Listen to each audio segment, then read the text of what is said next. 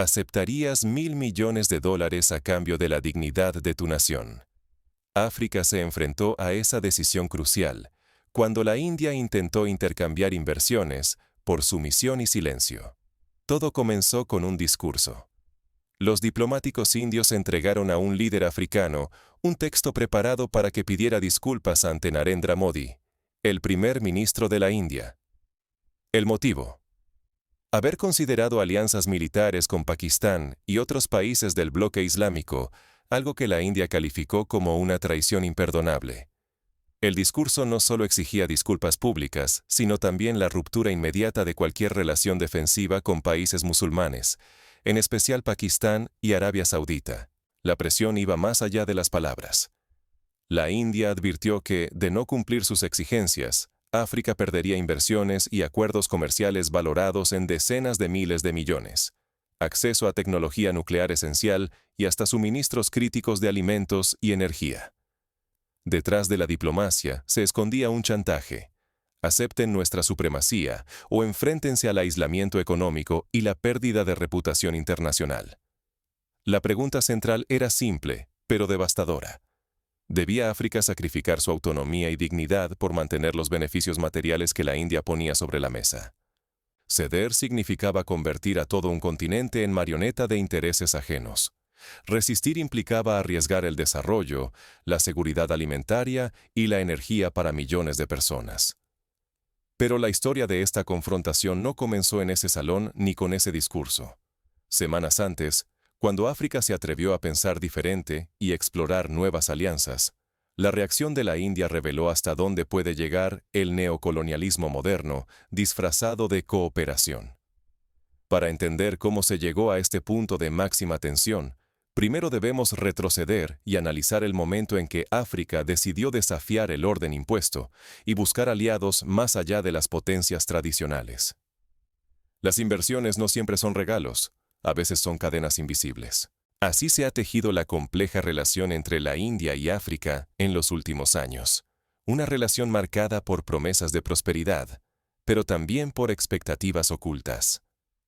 La India ha invertido decenas de miles de millones de dólares en África, desde acuerdos de importación de cereales y contratos petroleros hasta concesiones mineras de tierras raras y transferencias de tecnología nuclear. Estas cifras astronómicas han sido presentadas como gestos de cooperación, pero en realidad venían acompañadas de condiciones poco visibles, una expectativa de lealtad política y diplomática hacia Nueva Delhi. El punto de ruptura llegó cuando Burkina Faso, uno de los países clave en África Occidental, empezó a considerar una alianza de defensa con Pakistán y Arabia Saudita. Esta decisión, vista por la India como una traición, encendió todas las alarmas en Nueva Delhi. En cuestión de horas, altos funcionarios indios comenzaron a llamar directamente a los líderes africanos, saltándose los canales diplomáticos habituales. Las conversaciones, aunque envueltas en cortesía, traían amenazas veladas. Si África buscaba alianzas alternativas, las inversiones clave podían esfumarse de la noche a la mañana. No solo fueron llamadas telefónicas. Pronto, medios de comunicación controlados por la India empezaron a publicar artículos sugiriendo que la búsqueda africana de nuevos socios era irresponsable y peligrosa. Empresarios indios retrasaron reuniones y proyectos de infraestructura bajo el pretexto de reevaluar riesgos. Incluso organismos oficiales indios anunciaron revisiones técnicas de los acuerdos nucleares, dejando claro que la colaboración tecnológica no era tan incondicional como se pensaba. Este tipo de presión no es colonialismo tradicional, sino su versión moderna, el neocolonialismo. Ya no se trata de invasiones ni cañones, sino de dependencia económica y chantaje político. La India utiliza su músculo financiero para condicionar la política africana, exigiendo alineamientos y condonaciones de alianzas soberanas. Para los países africanos, el riesgo es enorme. Si se someten a una sola esfera de influencia, pueden quedar atrapados en una red de dependencia que limita sus opciones y su soberanía. Pero si desafían esas presiones, se arriesgan a perder inversiones vitales o a abrir la puerta a nuevas formas de libertad y cooperación plural. La tensión fue escalando hasta su punto máximo en Nueva Delhi, cuando la presión de la India se transformó en un ultimátum que pondría a prueba la dignidad y la autonomía de los líderes africanos. Pero, ¿cómo respondió África frente a este chantaje disfrazado de diplomacia? Lo que sucedió en esa sala de conferencias cambiaría para siempre el equilibrio de poder entre ambos continentes. ¿Qué sucede cuando un continente deja de mendigar alianzas y exige respeto? La crisis entre la India y África estalló cuando, bajo presión, la India exigió disculpas públicas y sumisión total a cambio de mantener acuerdos multimillonarios. Los diplomáticos indios entregaron a sus homólogos africanos un discurso humillante. Página tras página de disculpas, promesas de no buscar alianzas militares con países musulmanes y compromisos de abandonar cualquier cooperación con bloques defensivos islámicos. Pero la amenaza iba mucho más allá de las palabras. El gobierno de la India puso sobre la mesa la posibilidad de cancelar acuerdos clave en alimentos, energía, minería y tecnología nuclear. Hablamos de decenas de miles de millones de dólares en riesgo. Contratos de cereales, asociaciones petroleras, concesiones de minería de minerales estratégicos y transferencias tecnológicas que podrían transformar el futuro energético de África. Todo esto se utilizó como moneda de cambio para exigir obediencia política y diplomática. La presión no se detuvo ahí. La India llegó al extremo de vigilar comunicaciones internas de la Unión Africana y conversaciones diplomáticas con embajadas de Pakistán. Era como si África fuese tratada como un feudo privado, donde la soberanía quedaba supeditada a los intereses de Nueva Delhi. Esta vigilancia cruzaba todas las líneas del respeto internacional, dejando claro que la lealtad no se basaba en la colaboración, sino en la vigilancia y el chantaje. La respuesta africana fue categórica. No elegiremos entre nuestra dignidad y nuestros acuerdos. En vez de ceder a la presión, los líderes del continente defendieron su derecho a decidir sus alianzas según sus propios intereses y prioridades.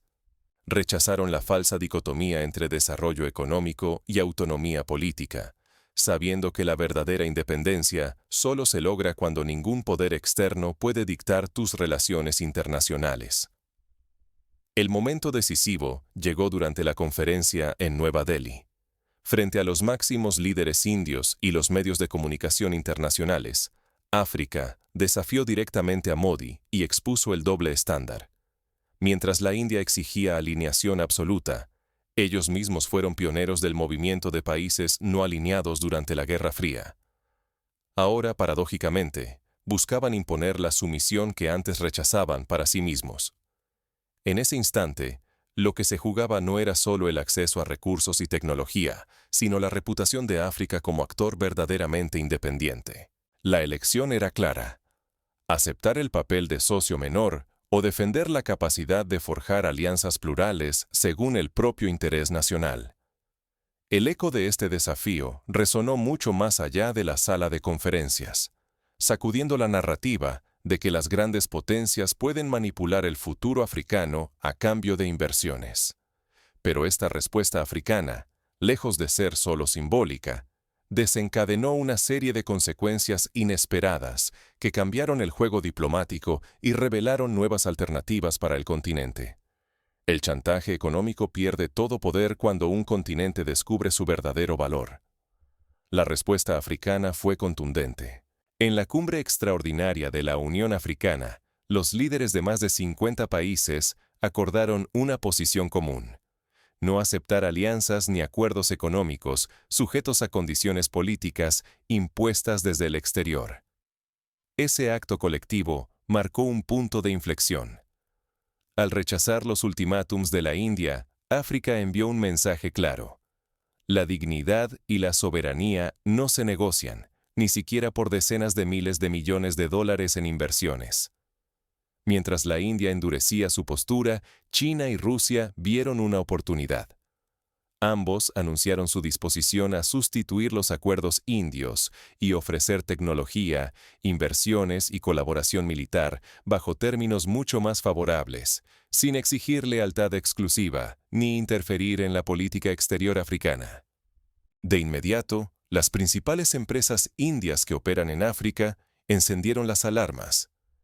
temían perder acceso a uno de los mercados con mayor crecimiento del planeta, donde cada año se mueven cientos de miles de millones en recursos, infraestructura y tecnología. Frente a las amenazas, África no solo resistió, coordinó mecanismos inéditos de apoyo mutuo para proteger a cualquier país miembro que sufriera presiones externas. Se establecieron fondos conjuntos de estabilización económica, redes de inteligencia compartida y un compromiso de defender la libertad de alianzas, sin importar el tamaño o poder del socio que intentara imponer condiciones. La presión comenzó a devolverse. Los medios africanos y voces de la sociedad civil denunciaron el neocolonialismo disfrazado de asociación estratégica. La narrativa cambió. Ahora era la India quien debía justificar ante el mundo por qué pretendía dictar la política exterior africana a cambio de inversiones. Al darse cuenta del daño reputacional y del posible aislamiento comercial, la India intentó retroceder. Propuso renegociar acuerdos sin condiciones políticas explícitas. Pero para entonces la confianza africana era irreversible. El continente había demostrado que podía atraer aliados alternativos, diversificar socios y negociar desde la fortaleza, no desde la necesidad. Ceder en este momento habría significado convertirse en rehén perpetuo de presiones externas. Pero al mantenerse firme, África no solo defendió su soberanía, redefinió su lugar en el mundo y sentó las bases para un desarrollo verdaderamente independiente. Pero, ¿qué lecciones deja este episodio para el futuro de África y para otros países que enfrentan presiones similares? Analicemos las enseñanzas y advertencias que surgen de esta historia. La soberanía no es un concepto abstracto. Es la valentía cotidiana de decir no cuando conviene y sí cuando es justo, aunque eso signifique desafiar a gigantes. Lo que ocurrió entre África e India sienta un precedente ineludible para el mundo. Las nuevas alianzas solo tienen sentido si respetan la independencia africana. Cualquier intento de condicionar ayuda o inversión a la sumisión política queda desde ahora desterrado del futuro africano. Hoy, los acuerdos renegociados no solo incluyen cláusulas económicas, sino que protegen explícitamente la política exterior de África. Ya nadie podrá exigir lealtad exclusiva ni vetar socios a cambio de inversiones. El chantaje económico, lejos de doblegar a las naciones, ha tenido un efecto contrario. Ha unido a los países africanos, impulsándolos a buscar alternativas y a fortalecer su capacidad de negociación. La presión externa, en vez de fragmentar, ha tejido una red de solidaridad continental y ha descubierto nuevas oportunidades. De hecho, la independencia no solo es ética, es estratégica. La dignidad africana ha atraído mejores ofertas, condiciones más justas y socios dispuestos a respetar las decisiones soberanas. Sudamérica, el sudeste asiático y algunos países europeos han visto en la postura africana un ejemplo de negociación entre iguales, sin condiciones políticas ocultas ni exigencias de renuncia a intereses propios. Aquí está la lección práctica para líderes y pueblos de cualquier parte del mundo. La verdadera asociación no se basa en amenazas, sino en el reconocimiento mutuo de intereses y derechos. Cuando se rechaza la sumisión, se abren puertas a un desarrollo genuino y a pactos realmente beneficiosos para ambas partes. La dignidad y la soberanía no son frenos, sino llaves maestras hacia más desarrollo, más seguridad y mayor prosperidad. En resumen, lo que está en juego es mucho más que inversiones o acuerdos puntuales. Es la capacidad de cada país para decidir su destino. Donde hay dignidad, hay oportunidades. Donde hay sumisión, solo hay puertas cerradas. Así, África no tuvo que elegir entre riqueza y dignidad. Reclamó ambas, redefiniendo las reglas del juego. Pero, ¿qué implicaciones tiene esto para el futuro de las alianzas globales? África no pidió perdón, exigió respeto y abrió su propio camino.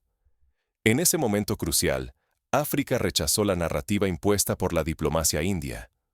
No aceptó el papel de deudor, ni permitió que inversiones millonarias se transformaran en cadenas invisibles. La soberanía africana no está a la venta, ni por acuerdos de trigo, ni por acceso a tecnología nuclear, ni por promesas infladas de desarrollo. Cada país debe tener la libertad de tejer sus propias alianzas, sin disculparse por priorizar su seguridad y prosperidad. El precio de ceder ante el chantaje es demasiado alto. Quien entrega su dignidad a cambio de unos cuantos miles de millones en contratos, hipotecará el futuro de su nación y la posibilidad de elegir caminos plurales. Hoy, como ayer, ningún pueblo debe pedir disculpas por buscar alianzas que sirvan a sus propios intereses, sin importar las amenazas o presiones de potencias que fingen ser amigas mientras buscan controlar desde la sombra. La verdadera independencia empieza cuando se exige respeto, no cuando se mendigan favores. África demostró que defender la pluralidad, abrirse a nuevos socios y rechazar condiciones abusivas es el único modo de garantizar la prosperidad de las próximas generaciones. El desafío no termina aquí. Cada decisión internacional es un paso más para romper el ciclo de dependencia y construir un futuro en que la dignidad y la soberanía no se negocien.